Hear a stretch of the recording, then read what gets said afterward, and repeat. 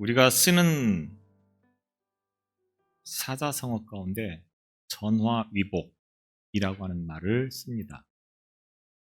재앙과 근심 또는 걱정이 바뀌어서 오히려 복이 된다고 하는 것을 표현할 때에 전화위복이라고 말합니다. 좋지 않은 일로 여겨졌던 것이 오히려 긍정적인 효과를 가져와서 좋은 일이 될 때에, 화가 되어서 절망 가운데 살아갈 수밖에 없는 그런 환경이 오히려 복이 되어지는 그런 삶을 말할 때에 전화위복이라고 이렇게 이야기를 합니다. 그래서 누군가가 이 전화위복을 변장한 축복이라고 말을 합니다. 축복이 축복으로 보이는 것이 아니라 변장을 하고 찾아오는 것이다. 고난이라고 하는 것이 우리의 삶을 좌절감에, 상실감에 빠지게 하는 그런 상황이었던 것 같은데, 그 상황을 잘 극복하면 그것이 곧 복이 되는 것이다. 그렇기 때문에 이 전화위복이라고 하는 삶은 어쩌면 모든 사람들이 기대하는 삶의 결과라고 그렇게 표현을 해도 과언이 아닌 듯 싶습니다.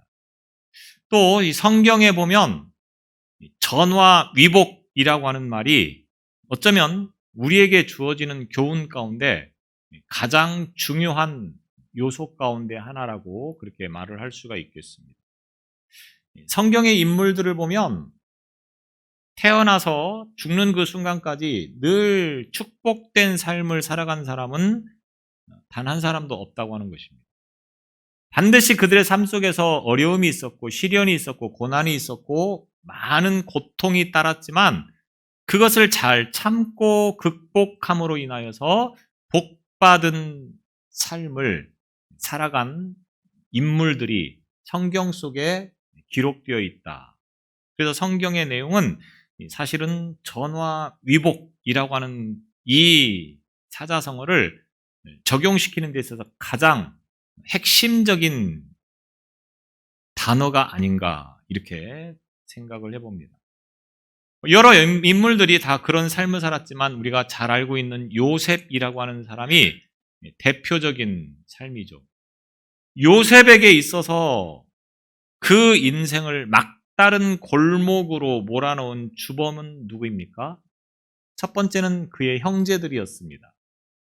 두 번째는 보디발의 아내가 되겠습니다.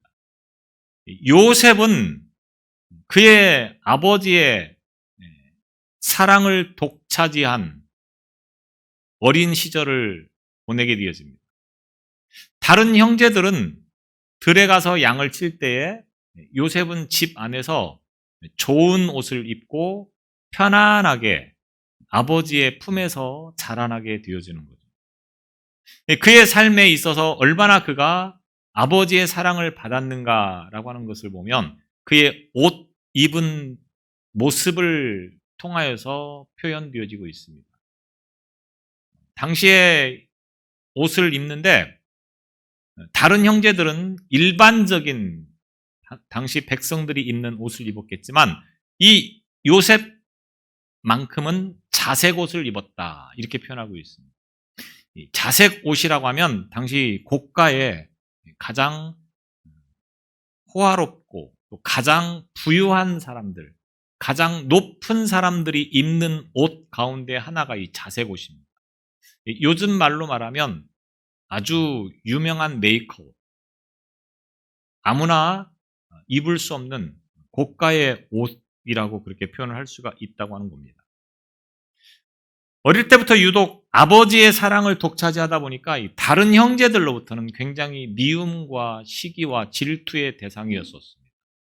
가뜩이나 부럽지 않은 시선으로 요셉을 바라보는데 어느 날은 꿈을 꾸고 와서 그 꿈의 내용을 형제들과 아버지에게 말을 하는데 아버지나 또 형제가 자기에게 머리를 숙일 것이다.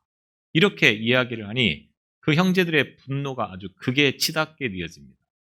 결국 이 이야기는 형제들에 의해서 요셉이 애굽으로 팔려가서 노예의 신분으로 전락해버리는 결과를 가져옵니다. 만약에 이 요셉이 형제들의 시기를 받지 않고 애굽으로 팔려가지 않았다라고 하면 어린 시절 또 성장하면서 아버지의 사랑을 독차지하고 그래서 어느 형제들 부럽지 않은 삶을 살아갈 수 있었을 것입니다. 물론 가끔 형제들의 시기와 질투로 인하여서 미움을 받을 수는 있었겠지만 적어도 아버지의 보호 아래서만큼은 남부럽지 않은 삶을 살았을 거라고 하는 겁니다.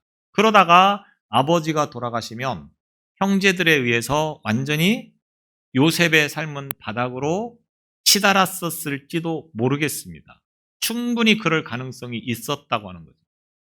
그러나 결과적으로는 애굽으로 팔려감으로 인하여서 이런 상황들은 보지 않아도 됐었습니다.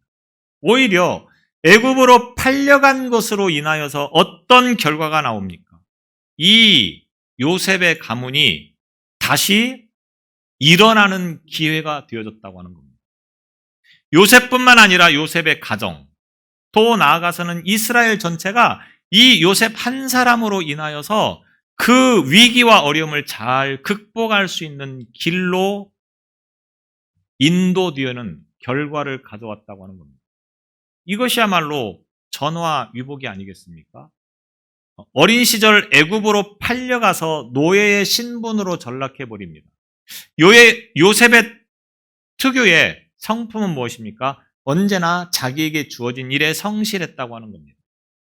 불평, 불만을 터뜨리지 않고 자기가 어떤 상황에 처했든지 그 상황에서 최선을 다해서 그 일을 처리해 나가는 그런 성품을 가지고 있었다고 하는 거죠. 노예로 애굽 땅에 팔려가서 그곳에서 생활을 하지만 성실하게 자기에게 주어진 일에 최선을 다했습니다. 그래서 주인의 인정을 받게 되었고 그 결과 주인의 모든 것들을 관리할 수 있는 책임자로 세워지게 되었다고 하는 거죠. 문제가 있었다고 하면 성실한 것뿐이었습니다. 그런데 이 요셉에게 또 어떤 일이 벌어집니까? 부인의 유혹을 받고 그 유혹을 뿌리침으로 인하여서 감옥에 갇히는 신세가 되어집니다.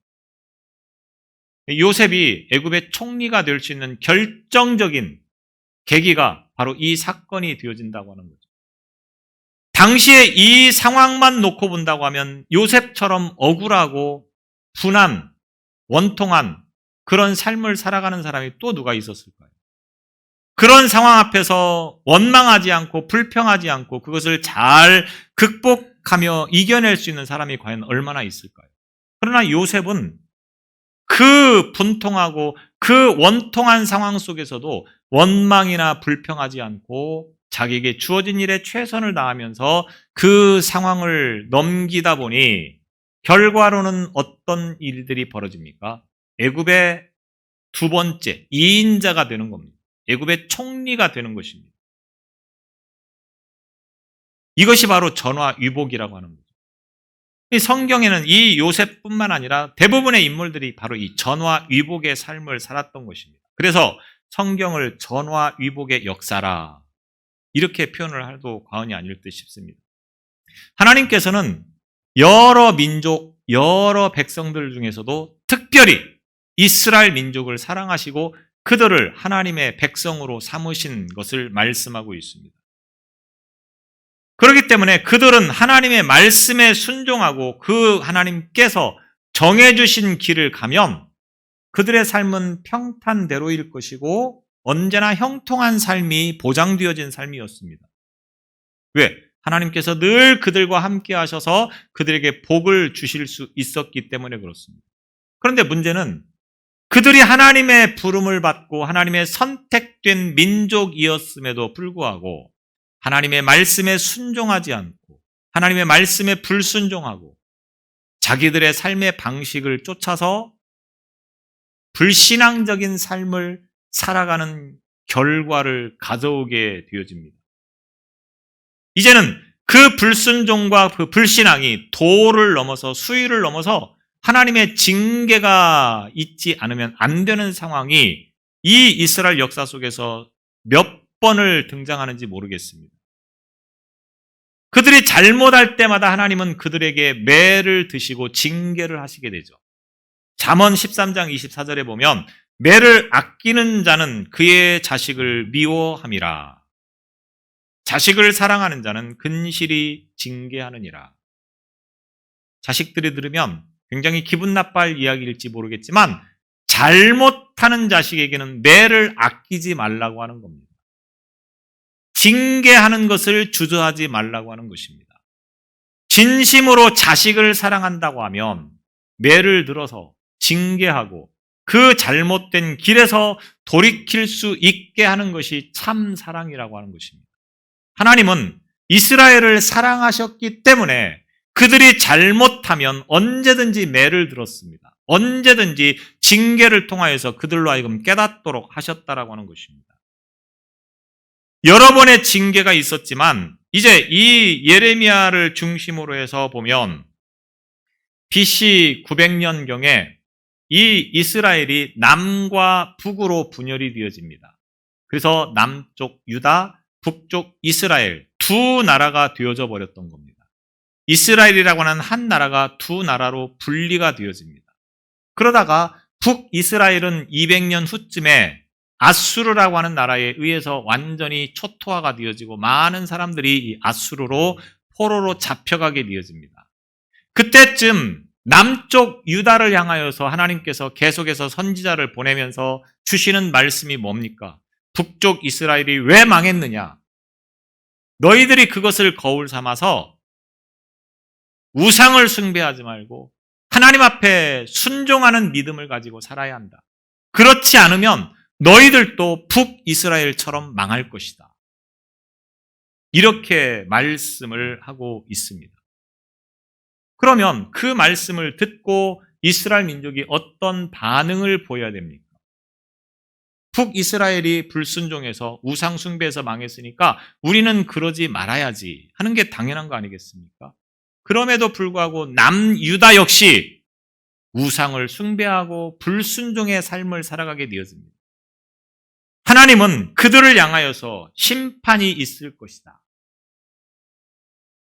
만약 돌이키지 않으면 북이스라엘이 심판을 당했던 것처럼 너희들도 심판을 당할 것이다. 그러나 그 심판을 통하여서 완전히 그들이 무너지는 것이 아니라 그들이 깨닫고 회개하며 다시 돌아올 수 있는 길로 만들어 주실 것이다.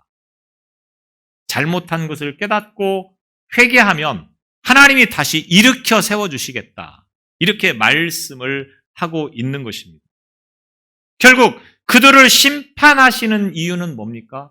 완전히 멸망시키려고, 완전히 죽이려고 하는 것이 아니고 다시 깨닫고 돌아오도록 하기 위해서라고 하는 것입니다. 그 말씀의 내용이 바로 오늘 본문의 말씀입니다. 하나님이 왜 그들을 심판하시고 왜 그들을 채찍질하시느냐? 그들로 하여금 다시 회복시키시려고 하는 의도를 가지고 있다고 하는 말씀인 것입니다.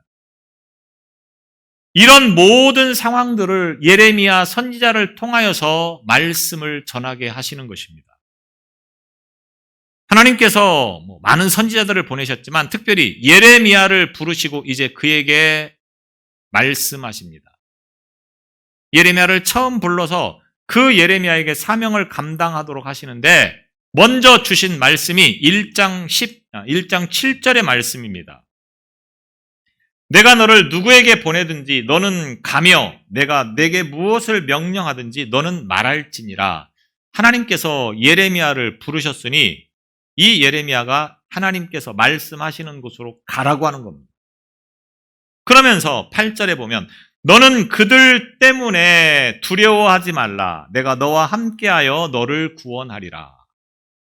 하나님께서 예레미야에게 말씀을 주시면 예레미야는 그 말씀을 가지고 백성들에게 가서 전하라고 하는 겁니다. 그런데 문제가 뭐냐면 백성들이 이 예레미야의 말을 들으면 그 말을 듣고 순종하고 하나님 앞에 나와야 되는데 오히려 예레미야를 죽이려고 할 거라고 하는 것입니다.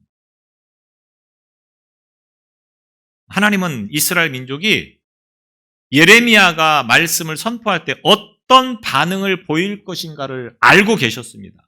그래서 예레미야에게 너는 그럴지라도 두려워하지 말라.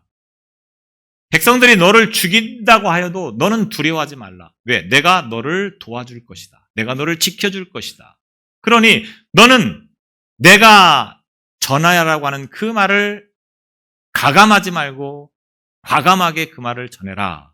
이렇게 예레미야를 부르셨다고 하는 겁니다. 그래서 예레미야는 부름받은 그 순간부터 하나님의 말씀을 선포하는 선지자가 됩니다. 백성들이, 사람들이 어떤 말을 듣고 싶어 하는지 잘 알고 있습니다. 그러나 예레미야는 사람들이 듣고 싶어 하는 말을 전하는 것이 아니고 하나님이 주시는 말씀을 그대로 선포하는 선지자가 되었다라고 하는 겁니다. 그러니 당연히 백성들로 하여금 신임을 잃어버리는 거죠. 자기들이 듣고 싶어하는 말을 전하는 것이 아니고 듣기 싫어하는 말을 전하니까 백성들은 싫어할 수밖에 없는 것입니다. 그래서 예레미야의 선포하는 말씀이 무엇이었습니까? 갈대아 사람들이 이제 예루살렘을 침공해 올 것이다. 여기서 갈대아 사람이란 바벨론 사람을 말하는 겁니다. 바벨론 사람들이 우리나라를 침입해 와서 이제는 예루살렘을 무너뜨리려고 할 것이다. 그러면 우리가 어떻게 해야 되느냐? 항복해라. 그리고 그들이 요구하는 것을 다 들어주어라. 이렇게 말을 하는 겁니다.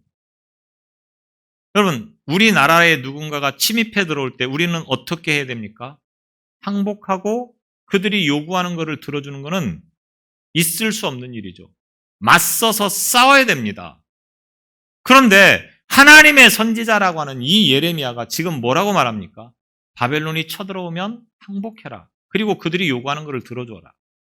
백성들이나 또 이스라엘 사람들이 이 예레미야의 말을 듣고 어떤 기분이 들겠습니까? 저 나쁜 사람. 이렇게 이야기를 했겠죠. 아니, 적들이 참 침입해 오면 맞서서 싸우라고 해야지 왜 항복하라고 하느냐? 왜 그들의 요구를 들어주라고 하느냐? 그게 이스라엘 백성으로서 할 소리냐? 이런 반응을 보인다고 하는 것입니다.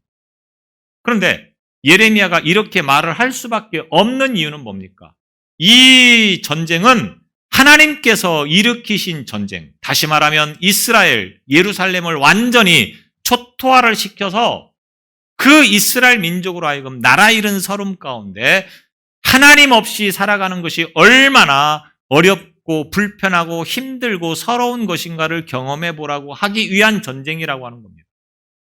그렇기 때문에 이 전쟁은 아무리 이스라엘이 대적을 한다 할지라도 이길 수 없는 전쟁, 패할 수밖에 없는 전쟁이라고 하는 겁니다. 그렇기 때문에 항복하라고 하는 거죠. 그리고 항복한 다음에 너희들이 나라 잃은 그 서러움을 통하여서 하나님 앞에 기도하라고 하는 겁니다. 다시 하나님을 찾으라고 하는 것입니다.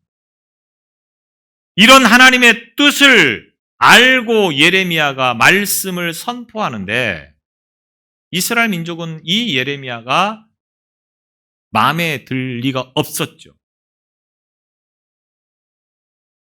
이제 이 말씀이 선포되어지는 이 상황의 모든 것들은 다시 이 시드기야 왕 때로 거슬러 올라가게 되었습니다. 이 시드기야 왕은 유다의 마지막 왕입니다. 이 유다의 마지막 왕인데 이 왕은 바벨론 사람들에 의해서 세워진 왕입니다. 바벨론 사람들이 유다의 왕을 잡아가고 죽이고 그 다음에 세운 왕이 시드기야입니다. 그러면서 시드기야에게 원하는 것이 무엇이었겠습니까? 너희들은 우리 말을 잘 들어라. 바벨론 말을 잘 들어라. 그렇지 않으면 너도 죽는다. 이겁니다. 시드기야가 왕이 되면서 예레미야에게 앞으로 우리가 어떻게 해야 될 것인가를 질문하게 되어집니다. 그때 예레미야가 우리는 바벨론에 항복해야 됩니다. 그리고 바벨론이 요구하는 걸 다 들어줘야 됩니다. 그렇게 말을 합니다. 근데 이 시드기야는 나름대로 이스라엘 민족을 사랑하고 나라를 사랑해서 바벨론에 항복하고 싶은 마음이 없습니다. 오히려 싸워서 그들을 이기고 싶은 마음뿐이었습니다. 그래서 애굽과 손잡고 바벨론과 한번 우리가 싸워보자 이런 마음을 가지고 있었다고 하는 겁니다. 예레미야의 말을 무시해 버립니다. 시드기야가 왕이 된 지 한 10년 때쯤에 예레미야가 계속해서 항복해야 된다고 하는 말을 하니까 이 예레미야를 감옥에 가두어 버립니다. 자꾸 나라를 항복해야 된다. 왕의 요구를 들어줘야 된다. 이렇게 말을 하니까 이 시드기야 왕도 그러고 백성들도 그러고 예레미야를 곱지 않게 보는 겁니다. 그래서 감옥에 가두어 버린 것입니다. 그리고 예루살렘은 이 바벨론에 의해서 포위가 되어지고 약 1년 동안 성 안에서 꼼짝 못하는 상황이 일어나게 되었습니다. 그러니 예루살렘 성 안에서 이제 먹을 것도 떨어지고 계속해서 전염병이 생기고 많은 어려움 가운데 처해 있게 되어집니다. 이런 상황에서 예레미야에게 한 가지 난처한 사건이 생기는데 그 내용이 바로 이 32장의 내용이 됩니다. 하나멜이라고 하는 사촌이 이 감옥에 갇혀 있는 예레미야를 찾아와서 아나돗이라고 하는 곳에 있는 밭을 사라 이렇게 부탁을 합니다. 예레미야가 땅의 소유권을 넘겨받을 수 있는 가장 가까운 친척이기 때문에 이 하나돗이 이와 같이 요청을 하는 겁니다. 지금이야 돈 많이 주는 사람에게 땅을 팔지만 이스라엘은 가장 가까운 사람에게 땅을 팔도록 되어 있습니다. 이 하나멜이라고 하는 사람에게 있어서 가장 가까운 사람은 바로 이 예레미야였었습니다. 그래서 예레미야를 찾아가서 땅을 사라 이렇게 요구를 하고 있는 겁니다. 이 예레미야 입장에서는 굉장히 난처한 상황입니다. 왜? 지금이 어떤 상황입니까? 예루살렘의 성 주위를 바벨론이 포위하고 있으면서 금방 이 예루살렘이 함락될 것 같은 그런 상황이었었습니다. 또한 예레미야는 평소에 뭐라고 말씀을 선포했습니까? 바벨론에 항복해라. 그것이 우리가 살 길이다. 그것이 하나님의 뜻이다. 이렇게 이야기를 했는데 자기는 지금 땅을 사둔다. 이렇게 하면 백성들이 어떻게 보겠느냐고 하는 겁니다. 더군다나 이 아나돗이라고 하는 곳은 예루살렘 성 밖에 있는, 그러니까 바벨론이 이미 점령하고 있는 곳에 있는 땅이었다고 하는 것입니다. 이 땅을 사라고 해서 산다고 하면 사람들이 어떻게 생각합니까? 항복하라고 하더니 자기는 땅 사놓고 투기하려고 하는구나. 이렇게 생각을 할 수 있다고 하는 겁니다. 그렇다고 해서 땅을 사지 않는다고 하면 또 어떤 문제가 일어납니까? 말씀에 의해서 가까운 사람에게 땅을 파는 제도를 무시해버리는, 다시 말하면 율법을 어기는, 말씀을 어기는 불순종이 되어버린다고 하는 것입니다. 얼마나 난처합니까? 결국 예레미야는 어쩔 수 없이 땅을 매입하기로 합니다. 그래서 계약서를 잘 쓰고 그리고 매매 증서를 바룩에게 넘겨줍니다. 그리고 하나님 앞에 기도를 하게 되어집니다. 그래서 17절에 보면 예레미야가 기도를 시작합니다. 슬프도소이다. 주 여호와여, 주께서 큰 능력과 펴신 팔로 천지를 지으셨사오니 주에게는 할 수 없는 일이 없으시니이다. 주님은 못하실 것이 없으신 분입니다. 제가 지금 땅 문제로 인해서 굉장히 난처한 입장에 처해 있습니다. 하나님, 이 문제를 어떻게 하면 좋겠습니까? 그때 하나님께서 이 예레미야의 기도를 들으십니다. 그리고 응답하시는 말씀 가운데 27절에 보면 내게 할 수 없는 일이 있겠느냐. 이 말은 예루살렘이 멸망한 것은 하나님이 무능하셔서 그런 것이 아니다. 하나님이 의도적으로 그렇게 하신 것이다. 이런 말씀입니다. 이 사건이 왜 등장하고 있습니까? 예루살렘이 멸망하는 것은, 유대가 멸망하는 것은 하나님께서 의도적으로 전쟁을 일으키셔서 이 유대가 멸망하게 한다고 하는 겁니다. 왜? 그들이 불순종하고 그들이 우상 숭배하기 때문에 그것을 깨닫도록 하시기 위해서 하나님이 의도적으로 바벨론을 일으키셔서 지금 예루살렘을 정복하게 한다고 하는 것입니다. 이스라엘이, 예루살렘이, 유다가 왜 멸망하느냐? 우상 숭배입니다. 하나님의 말씀 앞에 불순종입니다. 그거를 깨닫지 않으면 이스라엘은 다시 회복되어지지를 못하는 것입니다. 그거를 깨닫도록 하기 위해서 하나님이 지금 징계하시고 있다고 하는 것입니다. 이 문제를 가지고 예레미야가 얼마나 많은 말씀들, 많은 시간들을 할애하면서 말씀을 선포했습니까? 그런데 유대 백성들은 이 말씀을 듣고 있지 않는 겁니다.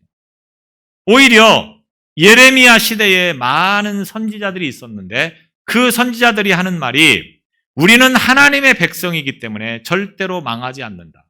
예루살렘은 하나님께서 세우신 거룩한 곳이기 때문에 절대로 무너지지 않는다. 그렇기 때문에 우리는 항복할 필요도 없고 바벨론과 맞서 싸워야 된다. 거짓 선지자들은 이렇게 외칩니다. 백성들이 듣기에 누구 말이 더 옳은 것 같습니까? 당연히 거짓 선지자들이 말하는 것이 옳은 것 같습니다. 외적이 침입해 오면 맞서 싸우는 것이 백성의 도리, 나라가 해야 할 일, 이렇게 여기지 않겠습니까?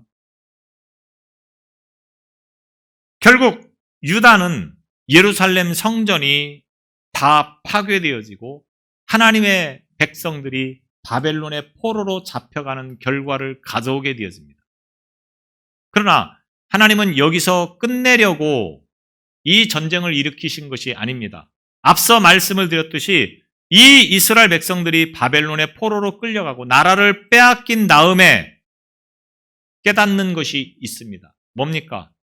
하나님을 찾지 않고 하나님을 떠나는 것이 우리에게는 패망이구나. 우리에게는 멸망이구나. 우리에게는 심판이구나. 우리에게는 살아갈 수 없는 결과가 일어나는 것이구나. 이거를 깨닫게 되어지는 것입니다. 그래서 하나님께 엎드립니다. 하나님 살려주세요. 이제는 하나님의 말씀에 순종하겠습니다. 하나님의 뜻대로 살겠습니다. 이렇게 회개하면 하나님이 다시 일으켜 세워 주실 것이라고 하는 것이 오늘 이 예레미야를 통하여서 주시는 말씀이라고 하는 것입니다. 오늘 이 이야기가 누구의 이야기입니까? 혹시 저와 여러분의 이야기는 아닙니까? 우리가 살아가면서 하나님 없이도 잘 살 수 있다고 우리가 얼마나 교만함으로 살았습니까? 하나님의 말씀에 순종하고 하나님의 뜻대로 살아가야 할 인생들이 하나님 없이도 잘 살 수 있다고 하는 교만함 속에서 그 하나님의 뜻을 저버리며 살아온 인생들은 아니었습니까? 그래서 그 결과로 인하여서 고난 가운데, 시련 가운데 지금 하루하루를 살아가고 있지 않습니까? 그렇다고 하면 이 아침에 다시금 우리의 삶의 모습을 돌아볼 수 있기를 바랍니다. 누구든 어떤 시련과 어떠한 고난이 주어졌든 하나님 앞에 돌아오면 하나님은 다시 일으켜 세우신다고 하는 것입니다. 이스라엘 민족이 다시 회복되게 하기 위해서 하나님께서 이 시련을 주셨다고 말하고 있지 않습니까? 오늘 본문의 내용이 그것입니다. 38절에 보면 그들은 내 백성이 되겠고 나는 그들의 하나님이 될 것이며, 다시 회복되어지는 이스라엘에게는 이런 은혜가 임한다고 하는 겁니다. 다시 말하면 그들은 하나님의 백성이 아니었고 하나님은 그들의 하나님이 아니었다고 하는 겁니다. 왜? 우상을 숭배하고 불순종했기 때문에. 그러나 회개하고 돌아오면 그들이 내 백성이 되고 내가 그들의 하나님이 된다. 그러면서 그들과 그들의 후손들에게 더 복을 주시려고 이런 시련과 어려움을 주고 있다. 비록 나라를 빼앗기고 바벨론의 포로로 잡혀가지만 그러나 그 기회를 통하여서 다시 회개하고 돌아오면 더 큰 복을 주실 것이다. 하나님은 이렇게 지금 약속하시고 있는 것입니다. 오늘날 우리의 삶을 통하여서 우리가 분명히 기억해야 됩니다. 우리에게 주어지는 고난은 반드시 이유가 있습니다. 우리에게 주어지는 시련은 반드시 목적이 있습니다. 무엇입니까? 우리에게 더 큰 복을 주시려고. 잘못 가고 있는 걸음을 멈추고 하나님께 그 방향을 돌릴 때에 하나님께서는 더 큰 것으로 채워주시려고 지금 우리에게 고난을 주시고 시련을 주시고 있다고 하는 것입니다. 그렇기 때문에 우리가 살아가면서 어려움 가운데 처할 때, 시련 가운데 있을 때, 고난 가운데 있을 때 단 한 가지만 기억하십시오. 하나님께 돌아가는 것입니다. 그러면 하나님은 다시 일으켜 세우신다고 하는 것입니다. 이것이 바로 전화위복이라고 하는 것입니다. 우리가 지난 일이지만 코로나로 인해서 얼마나 많은 어려움을 겪었습니까? 특별히 교회도 보면 코로나를 기점으로 하여서 많은 교회들이 문을 닫기도 했고 많은 성도들이 다 교회를 떠나게 되어졌었습니다. 우리 교회도 물론 예외가 아니었죠. 그런데 이런 기회를 통하여서 하나님은 우리에게 무엇을 기대하십니까? 다시 일어날 수 있는 길을 하나님께서 열어주시고 있다고 하는 것입니다. 다시 회복시켜 주기를 원하시는 것이 하나님의 뜻이라고 하는 겁니다. 물론 다시 회복된다고 하는 것은 숫자적이나 어떤 외모적인 사이즈에서의 문제를 말하는 것은 아닙니다. 이스라엘이 바벨론의 포로로 잡혀갔다 돌아올 때 사람들이 더 많아졌느냐? 그렇지 않습니다. 돌아와서 다시금 나라를 세우는 일에 있어서는 숫자적으로 보면 많이 줄어들었습니다. 그러나 소수의 하나님만을 전적으로 의지하는 그러한 자들이 되어서 돌아왔기 때문에 이스라엘은 얼마든지 다시 일어날 수 있었다고 하는 것을 말하는 것입니다. 오늘 성도들이 삶 속에서 많은 어려움이 있을 수 있습니다. 그러나 그 어려운 상황을 보지 않기를 바랍니다. 그 어려움을 통하여서 하나님이 무엇을 원하시고 계신가, 무엇을 기대하고 계신가, 이거를 알고 하나님 앞에 회개하고 돌아서면 하나님은 더 큰 것으로, 더 많은 것으로 채워주신다고 하는 약속을 붙잡고 일어설 수 있는 저와 여러분이 되시기를 바랍니다. 기도하겠습니다.